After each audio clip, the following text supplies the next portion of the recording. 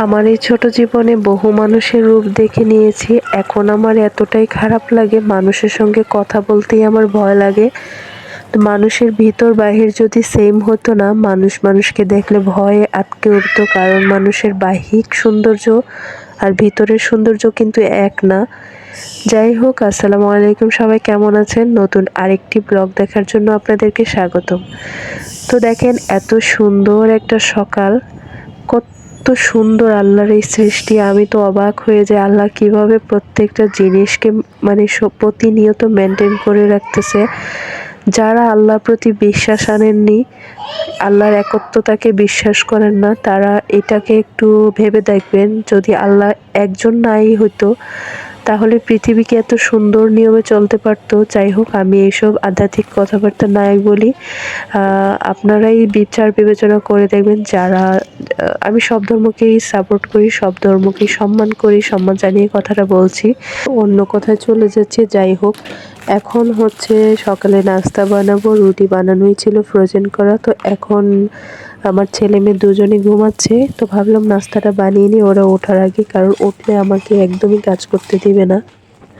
আজকে একটু লেট করে উঠেছি, কারণ হচ্ছে আমার মেয়ের পরীক্ষা নেই, তো ভাবলাম একটু ঘুমিয়ে নেই এই সুযোগে।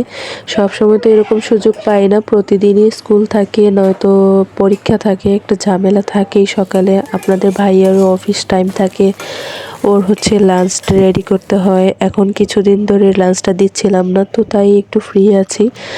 আজকে একটু ফ্রি আছি, তার জন্য কোনো প্যারা নাই, সব কিছু আস্তে ধীরেই করতেছি।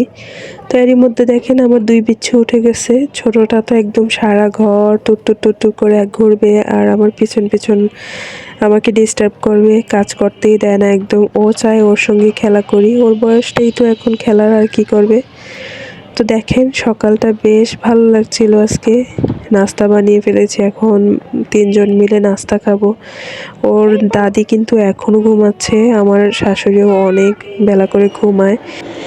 সকালের নাস্তা তো ডান, এখন দুপুরের আয়োজন করছি। তো আজকে সিমসাম রান্না করব, সব কিছু কিন্তু অনেক মজার।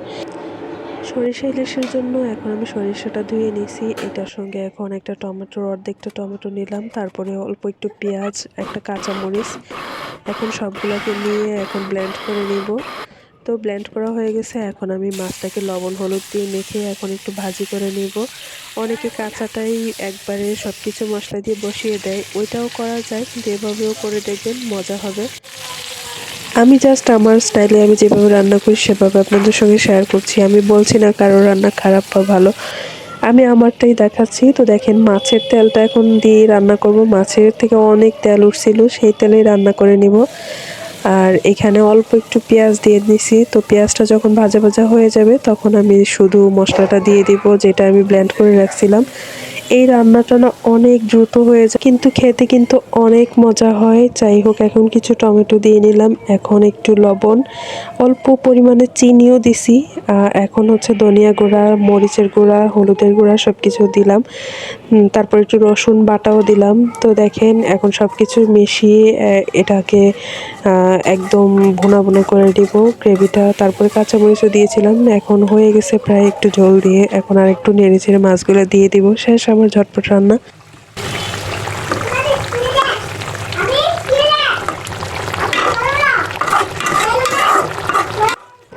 রান্না প্রায় হয়েই গেছে, এখন আরেকটু ঝোলটা কমিয়ে তারপরে নামিয়ে নেব।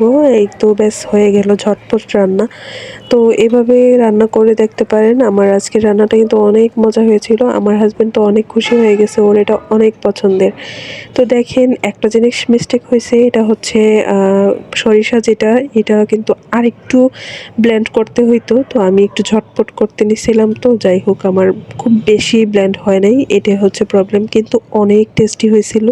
ফ্রি আছি বলতে শুধু সকালটাই ছিলাম, কারণ স্কুল ছিল না সিনফার। তো তাতে কি দুপুরে কিন্তু আবার পড়তে দিয়ে আসতে হবে, তার জন্য অনেক দ্রুত কাজ করতেছিলাম। এখন একটু করলা এভাবে ভেজে নেব, করলা একদম ডুবো তেলে ফ্রাই করে তারপরে হচ্ছে হাতে মেখে আমি এটাকে রান্না করি। এটার রেসিপি আলাদা করে দেয়া আছে, আপনারা চাইলে এটার রেসিপি আমার চ্যানেলে দেখে নিতে পারেন। এই রেসিপিটা অনেক সহজ, কিন্তু এত বেশি মজা হবে আমি তো গ্যারান্টি দিয়ে বলতে পারি। আমার যতগুলো রেসিপি আছে সবচেয়ে দুর্দান্ত হচ্ছে এইটা, কারণ এটা সহজ আর ইয়াম্মি অনেক। তো এটা পছন্দ করে না এমন কেউ নাই, যারা করলা জীবনেও খায় নাই তারাও ফ্যান হয়ে যাবে করলার, আমি বলছি গ্যারান্টি দিয়ে, আপনারা এটা করেই দেখবেন। তো আজকের ভিডিওটা এখানে শেষ করছি, নেক্সট ভিডিওতে হয়তো দেখা নাও হতে পারে, কারণ নিঃশ্বাসের কোনো বিশ্বাস নেই। তো সবাই দোয়া রাখবেন। আল্লাহ হাফেজ।